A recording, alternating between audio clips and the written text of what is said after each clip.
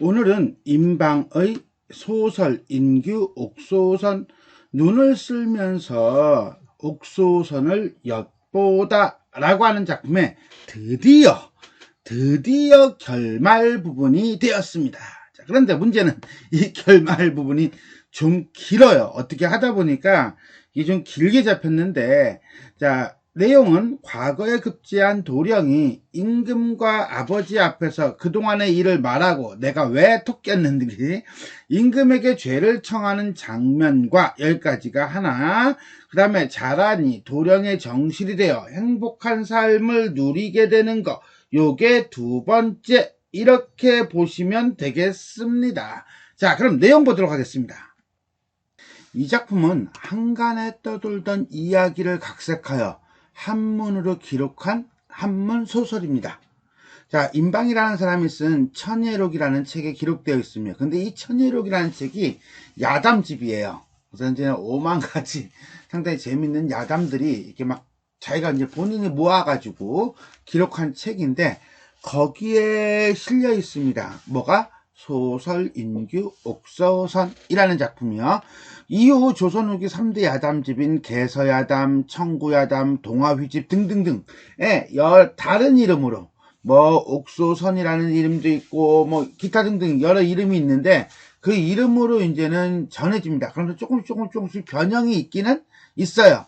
어쨌거나 간에 제목 소설 인규 옥소선이라는 제목은 눈을 쓸며 옥소선을 엿보다 라는 뜻입니다. 이게 무슨 말이냐면, 이게 갑자기 나온 게 아니라 소설의 한 장면이에요. 남자 주인공이 신분을 속이고 여자 주인공을 보고 싶어가지고 그 집 종으로 들어갑니다. 그리고 난 다음에 겨울에 눈이 올 때 눈을 쓸면서 여자 주인공을 보는 그런 내용, 하나의 장면이거든요. 그 장면을 제목으로 삼았다, 이렇게 보시면 됩니다. 이 작품이 특별히 새롭게 느껴지는 것은 사실은 그만한 이야기고 전체적인 내용은 비슷한데, 그야말로 질풍노도처럼 격렬한 사랑의 감정을 인물들의 거침없는 행동을 통해 잘 드러내고 있기 때문이다. 특히 남자 주인공의 모습에서 그게 나타납니다. 하지만 무엇보다도 이 소설에서 가장 인상적인 것은 여자 주인공 옥소선의 지혜와 총명함이다. 이 부분은 후반부, 뒷부분에 나와요. 그러니까 요 앞 질풍노도처럼 격렬한 사랑은 전반부에서 남자 주인공을 통해 나오고요. 그 다음에 옥소선의 지혜와 총명함은 후반부에 나온다, 이렇게 보면 되겠고요. 여자 주인공에게 부여된 이러한 캐릭터가 결국은 신분의 제약을 뛰어넘어 사랑을 성취하도록 만드는 중요한 요소가 되고 있다. 기생이었던 자란이 결국 정실 부인이 된다는 결말은 관습적이다라고 했는데, 우리 알잖아. 어디서? 춘향전하고 똑같아요, 이 부분. 아니, 달라요. 근데 어쨌거나 간에 결과적으로는 정실 부인이 된다는 점에서는 같다는 얘기예요. 어쨌거나 간에 이런 앞에 있는 이런 내용들이 가지고 있는 독특함이 이 소설의 인기 요인이 되었을 것이다 라고 보시면 되겠습니다.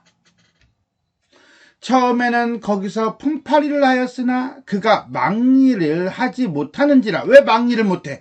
그렇지, 출신이 양반이잖아. 아무리 신분의 어떤 벽을 깨고서나 거짓몰골을 해가지고서나 자란을 찾아왔다 할지라도 일은 또 얘기가 다르죠. 그죠? 지난번에 빚질하는데도 되게 서툴러가지고 감사히 아들한테 조롱을 당했는데 오죽하겠습니까? 하는 수 없이 자란이 배를 짜고 바느질을 하여 입에 풀칠을 하였다. 한마디로 생계를 이어갔다, 이렇게 보시면 돼요. 자, 여기서 우리는 자란이라는 인물입니다. 이 자란이라는 인물이 어때요? 생활력이 상당히 강하다는 것을 알 수가 있겠네요. 점차로 시간이 지나며 마을에다 몇 칸의 초가집을 지어 살았다. 어느 정도 이제 생활이 안정이 되는 거야.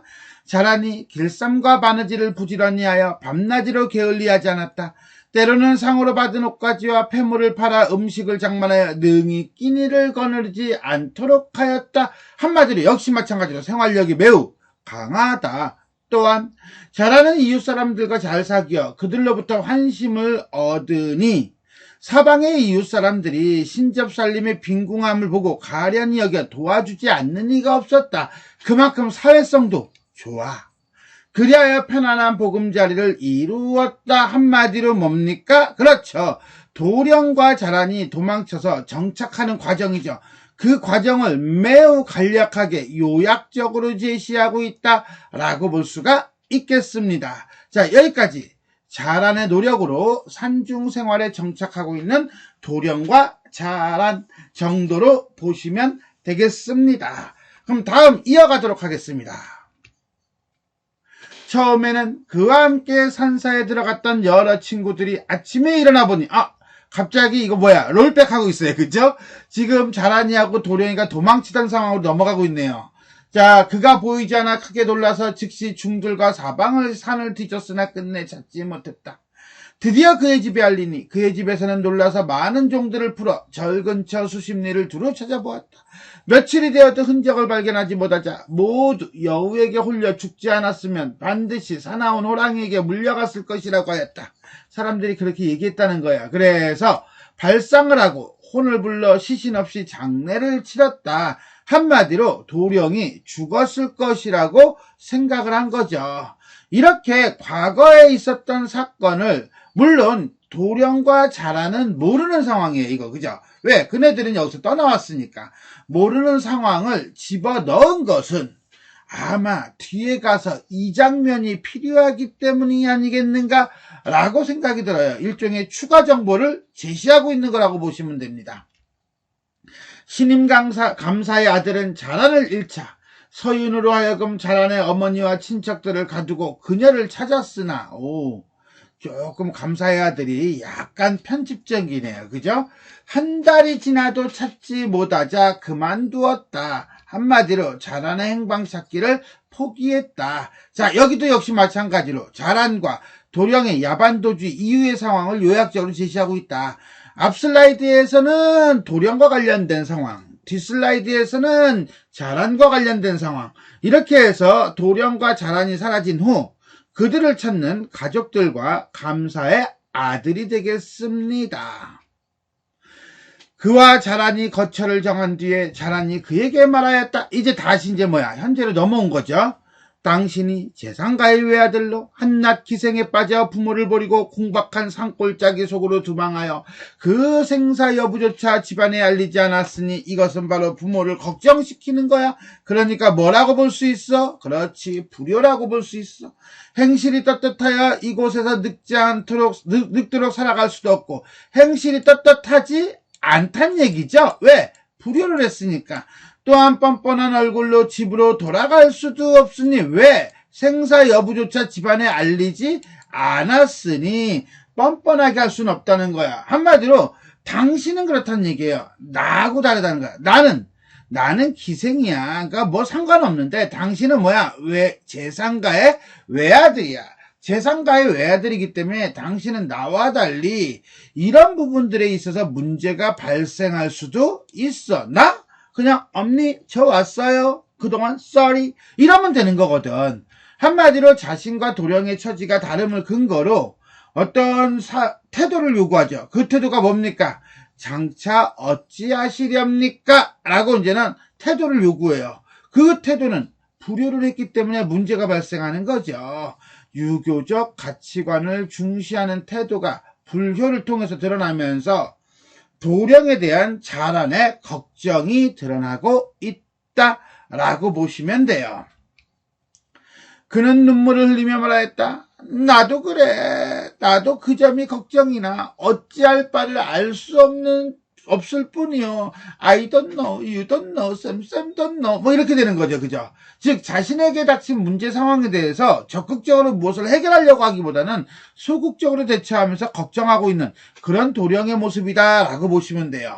자, 이러한 모습을 보여주는 것은 뒤에 있는 자란과 도령의 모습을 대비하기 위함이다라고 보면 돼요. 그래서 자란은 얘기를 합니다. 다 계획이 있는 거야. 빅피처가 있는 거야. 한 가지 방법이 있습니다. 썩 좋은 방법은 아니지만 지난 잘못을 덮고, 지난 잘못이 뭔데? 부모에게 불효한 거 새 출발을 할 수 있을 것입니다. 아들로서, 양반의 자식으로서 위로는 가히 부모를 섬길 수 있고 아래로는 세상에 스스로 설 수 있습니다. 자립이 가능합니다. 그럼 땡큐지 뭘 더 바래. 당신은 제 말씀대로 하실 수 있는지요? 라고 하는 거 보니까 이건 쉽지 않을 것 같아요. 어쨌거나 저쨌거나 간에 자란이 얘기하는 거는 위로는 부모를 섬길 수 있고 그 다음에 아래로는 스스로 설 수 있다는 것은 일종의 무엇을 실리가 아니라 그렇지 명분이에요. 명분이 있는 일이다 라고 하는 겁니다. 그래서 명분을 중시하는 자란의 모습이 드러나고요. 뒤에 나오겠지만 그것은 바로 과거급제 입신양명을 얘기한다라고 보면 돼요. 가만 과거급제 입신양명 그건 스스로 서는 거하고 연결시킬 수도 있고요. 그 다음에 부모에게 효를 다하는 거하고도 연결시킬 수 있는 딱 좋은 방법이다 이렇게 얘기합니다. 그가 어떤 방법인가를 물었더니 다만 과거에 급제하여 이름을 날리는 길뿐입니다. 자라는 이렇게 생각을 한 거죠. 자, 이것은 어떤 가난 또는 현실에서의 고난, 부모에게 알리지도 않고 와가지고 불효를 저질러서 세상에 얼굴을 내놓을 수 없는 처지임에도 불구하고 이를 지혜롭게 대처하는 어떤 자란의 지혜로움, 현명함 이런 게 드러나요. 그거는 고전소설, 특히 야담계 고전소설을 보면은 어떤 주인공이 되게 현명하죠. 어떤 문제가 닥쳤을 때 그것을 해결하는 능력을 가지고 있단 말이에요. 그런 모습이 잘 나타나고 있다. 여러 말을 하지 않아도 당신은 아실 수 있을 겁니다. 내가 굳이 이것저것 또 설득할 필요 없잖아. 너도 알고 나도 아는 거잖아. 이거죠. 그가 기뻐하며 말했다. 나를 위해 당신이 세운 계획은 참으로 좋소. 그런데 어떻게 책을 구하여 공부할 수 있겠소? 책이 문제야? 책이야 서점 가서 구하면 되지. 이땐 조선시대잖아. 산속이잖아. 산속에 서점이 어디 있어. 책을 가지고 있는 사람이 어디 있어. 농사짓기 바쁜데. 그랬더니 no problem. 그것은 걱정하지 마십시오. 제가 마땅히 당신을 위해 마련하겠습니다. 이때부터 자라는 이웃 사람들에게 값을 따지지 않고 책을 사겠다고 말한대. 그러니까 얘는 말하면 바로 뭐 해야 돼? 그렇지. 실천에 옮겨야 되는 성격이에요. 그런데 문제는 깊은 산골의 벽촌이라 책을 구할 수가 없었다. 그렇지. 이거 어떻게 방법이 없을까? 그렇다고 도시로 나갈 수도 없는 거고. 그런데 하루는 문득 갑자기 우연히 행상 하나가 지나가는데 이게 이제는 고전소설에 잘 나오죠. 우연성이에요. 책 한 권을 가지고 팔려고 하니 마을 사람 하나가 벽을 바르기 이게 옛날에 꼭 시대가 아니어도 6, 70년대만 해도 이런 게 많았대요. 그래서 우리 국문학자들 중에는 시골에 돌아다니다 보면은 시골의 폐가 내지는 헌집 내지는 마을 사람들이 사는 곳에 벽에 보면은 5만 가지 다 적혀 있다는 거야. 그래서 그걸 띄어가지고 만든. 그것도 있잖아요. 난중일기 말고 이순신 장군이 전쟁하던 그 임진왜란 시기에 그 전라도 수군의 양력이라든가 이런 것들이 발견이 안 됐대요. 그런데 어느 날 웬 집에 휴지를 쓰고 있는 종이를 보니까, 벽에 걸려있는 벽지를 보더라니까, 막 사람들 이름이 쫙 있는 거야, 한자로. 그래서 그게 뭔가 봤더니, 개똥이, 말똥이, 새똥이, 소똥이, 이렇게 써있는 거야. 봤더니, 임진왜란 당시 수군 명단이었다는 거야. 와우, 이게 뭐요? 그랬더니, 우리 집 휴지예요? 우리 집 휴지란 이거 나 주세요. 왜 똥 마려워요? 아니요, 내가 필요해서 싹까지 갔다는 거 아닙니까?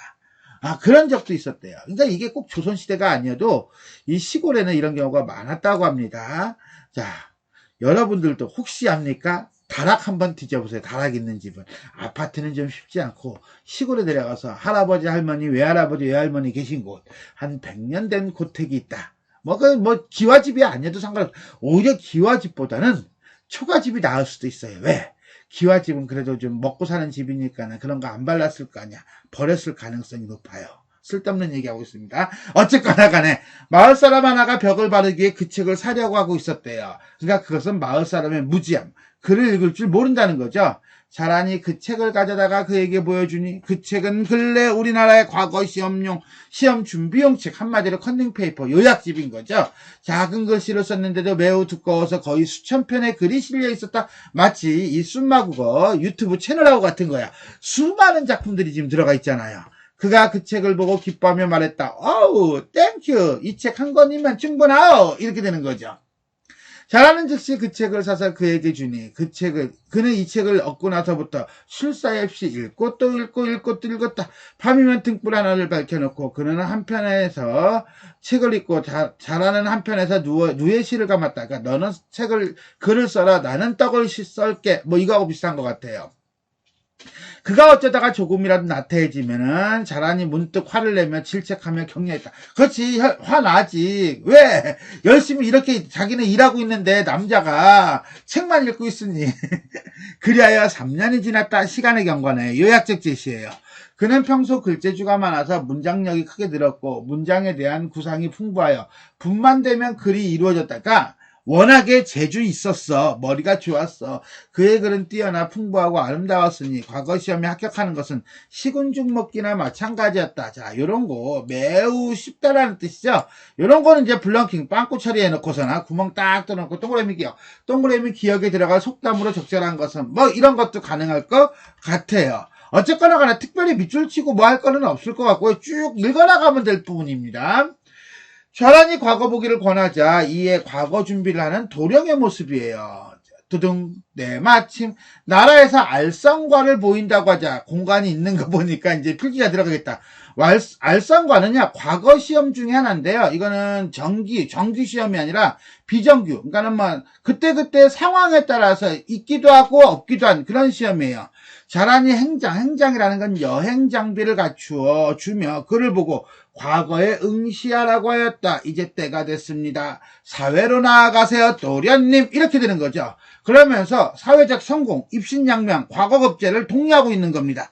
그가 걸어서 서울로 올라가 성균관에 마련된 시험장에 들어갔다. 임금이 친히 자리하자. 와, 임금이 직접 나와서 보고 있네요. 시험 문제가 걸렸다. 그는 단번에 생각이 샘솟듯하며 과장법이고요. 뭐뭐 이듯하다 직위법이죠. 즉시 답안을 제출하고 나왔다. 그만큼 뛰어난 인재라는 거예요. 방이 내걸 즈음에 이르러 임금은 어전에서 봉투를 열게 하여 보니 그가 장원이었다. 그때 그의 아버지는 이조판서네 벼슬이 올랐어요. 그죠? 그러니까 그만큼 시간이 지나고 난 다음에 아버지의 지위가 바뀌었다는 것을 알 수가 있습니다. 임금이 이조판서를 불러 말했다. 지금 장원을 한 자가 경의 자식인 것 같은데 다만 자기 아버지를 대사원이라고 썼으니 왜 대사원이라고 써? 그렇지, 도령은 자기 아버지가 대사원인 줄 알지 이조판서가 된 줄은 모르는 거지요. 곧 명하여 답안지를 가져다가 보여주었다. 그의 아버지가 그것을 보고 임금 앞에서 조금 물러나 흐느끼며 대답했다. 이것은 제 아들의 것이옵니다. 3년 전 친구들과 산속전에서 글 공부를 하다가 갑자기 사라져버렸습니다. 자랑과 함께 떠났다는 것을 아버지는 모르는 거예요. 끝내 찾을 수 없어 필경맹수에게 물려 죽었을 것이라고 여겼습니다. 그래서 장례를 치르고 얼마 전에 달상을 하였습니다. 3년상을 다 치렀다는 거죠. 그러니까 그것은 결국 뭐예요? 도령을 찾을 생각을 안 했고 그동안 3년 동안 찾지도 않았다는 거지요. 신에게는 다른 자식은 없고 다만 그 아이 하나뿐입니다. 그 아이의 재주와 성품이 잘못 빼어났었는데 뜻밖의 잃고 보니 애처로운 심정은 지금도 다름없습니다. 이제 답안지를 보니 과연 그 아이의 글씨체, 그러니까 이게 필체 감정을 한 거야. 글씨체 보고서는 딱 내 새끼다, 내 아이다 라고 이제 뭐 한 거야, 판단을 한 거죠. 그리고 아이를 잃을 당시 신의 직책이 외람스럽게도 대사원이었습니다. 그래서 이렇게 쓴 듯합니다. 짐작을 합니다. 그러나 그 아이가 3년간 어디에 있다가 이번에 과거를 보러 왔는지 나는 모릅니다. I don't know, you don't know, you know. 이렇게 되는 거죠. 임금이 그 말을 듣고 기이하게 그를 불러보도록 명하였다. 그는 방이 붙기 전이라는 건 과거에 급제했다. 장원이라는 방이 붙기 전이니까 아직 관직에 임용되기 전이라고 봐야 되는 거예요. 공무원 시험 합격증은 안 받았잖아. 합격서 발표도 안 했거든. 그러니까는 당연히 선비의 복장으로 들어가서 뵈는 거죠. 몰라 자기는 과거에 급제했는지 안 했는지. 그날 임금을 모시고 있던 신하들이 보고 놀라지 않는 이가 없었다. 임금이 치니 그가 산사로부터 무엇 때문에 3년 동안 떠나서 어디에 있었는지 기타 등등등을 물었다. 그가 조금 물러나 머리를 조아리고 왜 잘못했거든 썰이 이거거든 아래였다. 신은 드릴 말씀이 없습니다. 부모를 버리고 달아나서 인륜에 어긋난 죄 어떤 죄? 불효. 원컨대 죽여주옵소서. 춘과 효는 거의 같은 급이잖아요. 임금과 아비 앞에서 숨김이 있어서는 안 된다. 비록 잘못이 있어도 내가 너를 벌하지 않을 것이니 회유하는 거지 뭐. 너는 낱낱이 아뢰어라. 그가 즉시 처음부터 끝까지의 일을 상세히 갖추어 아뢰니 요약적 지시죠. 주변에서 듣고 있던 신하들이 모두 귀를 기울였고 관심의 대상 재밌거든 흥미진진하거든 임금은 한층 놀라고 기이하게 뭐 이런 돌 플러스 아이가 있나 싶었던 거거든. 임금이 그의 아버지에게 말하였다. 야 이거 네 자식 맞니? 이거겠죠. 그러면서 하는 말이 경의 아들이 너의 아이들이 이제는 잘못을 뉘우치고 그렇지 불효했다는 것을 소리하고 있고 공부하여 조정에 들게 되었어. 즉 뭐야 장원 급제했다는 거죠. 젊은 사내가 잠깐 여색에 빠졌다고 그럴 수 있지 뭐 이거예요. 즉 도령의 행위에 대해서 임금의 태도가 드러나고 있는 거예요. 물론 불효는 엄하죠. 그죠? 잘못이야. 하지만 연애 정도는 이거는 뭐 굳이 이렇게 되는 거야. 그러면 지난 잘못을 모두 용서하고 앞일이나 잘하도록 하시오. 이렇게 되는 거죠. 그리고 자라는 능히 경의 아들과 산중으로 도망하였으니 그 일이 기이하고 또한 꾀를 내어 책을 사주고 그 뜻 어떤 뜻 그렇지 과거 시험 보고 입신양명하는 것을 격려하였으니 칭찬할 일이지 관기라고 해서 천하게 여길 것은 못 돼요. 자 이거는 도령과 산속으로 도망간 일을 칭찬하는 것이 아니라 도령으로 하여금 과거를 보게 하고 입신양명을 할 수 있도록 조력을 한 거 이걸 칭찬하는 거예요. 그러니까 이 도망간 거는 이거는 희한한 일이긴 하지. 이걸 칭찬하는 게 아니라 희한한 일이긴 하지. 그러나 물론 문제가 있기는 있지. 그러나 물론 평범하지는 않지. 그러나 이랬으니 이게 칭찬받을 만한 일이야 라고 얘기하는 거예요. 경의 아들로 하여금 다른 데 혼인하게 하지 말고 자라의 신분을 올려 춘향전 보고 있어요. 그죠? 정실로 삼게 하고 거기서 태어난 자식들도 높은 관직에 오르는데 구애됨이 없게 하는 것이 옳을 것이요. 이것은 이 소설이라고 하는 것이 조선 후기에 매우 발전하고 내가 볼 땐 그래요. 그 다음에 여성 독자들이 많이 늘어나요. 그래서 이 소설이라고 하나의 산업이 이 책 독서 문화라고 하는 하나의 산업이 여성 독자에 의해서 좌지우지될 정도야. 그러니까 이거는 내가 볼 때 춘향전도 마찬가지예요. 당시 여성 독자들을 위한 설정이 아니겠는가 뭐 이런 생각을 합니다. 그래서 조선 후기에 여성 영웅소설도 많이 나오잖아요. 어쨌거나 그쨌거나 간에 여기까지 과거에 응시한 도령이 급제하고 그동안의 일을 임금과 아버지에게 알리는 장면이 되겠습니다. 곧 이어 방을 붙였다. 이제 과거 장원급제한 거야. 그의 아버지가 어전에서 아들을 만나고 그는 머리에 어사활을 꽂고 풍악을 울리면서 집으로 가니 온 집안이 모두 놀라고 기쁨과 슬픔이 엇갈렸다. 그의 부모들이 임금의 명에 따라 가마를 준비하여 자란을 맞아 돌아왔다. 크게 잔치를 열고 자란을 본부인으로 삼았다. 그렇지. 임금이 그렇게 하랬는데 어쩔 거야. 그치? 그 뒤에 그는 벼슬이 재상에 이르렀고 부부가 해로하여 아들 둘을 두었는데 모두 과거에 급제하여 높은 벼슬을 하였다. 그의 집에서는 맹산에 있는 자란을 맞아오는 날 그가 장원을 해서 육품직을 받고 병조 좌랑이 되었으니 자란은 좌랑의 아내로서 가마를 타고 상경에 올랐다. 그 일로 해서 지금까지 맹산 사람들은 그들이 살던 마을을 좌랑촌이라고 부르고 있다. 띵동. 지금까지 이 이야기는 경상북도 울릉군 남면도동 1번지 독도에서 전해지는 이야기였습니다. 이런 식의 후일담이라고 보시면 되겠습니다. 자, 이렇게 해서 우리는 도령과 자란의 행복한 결말과 후일담이라고 하는 마지막 부분까지 봤습니다. 끝! 자, 이렇게 해서 우리는 임방의 소설 인규 옥소선, 결말 부분, 과거에 급제한 도령이 임금과 아버지 앞에서 그동안의 일을 말하고 임금에게 정을 취하는 장면과, 죄를 청하는 장면과, 자라니 도령의 정실이 되어 행복한 삶을 사는 장면에 대해서 살펴보았습니다. 자, 지금까지 내용이 도움이 되셨다면 좋아요와 구독 버튼 눌러주시고요. 알림 설정 부탁드리겠습니다. 수고하셨습니다.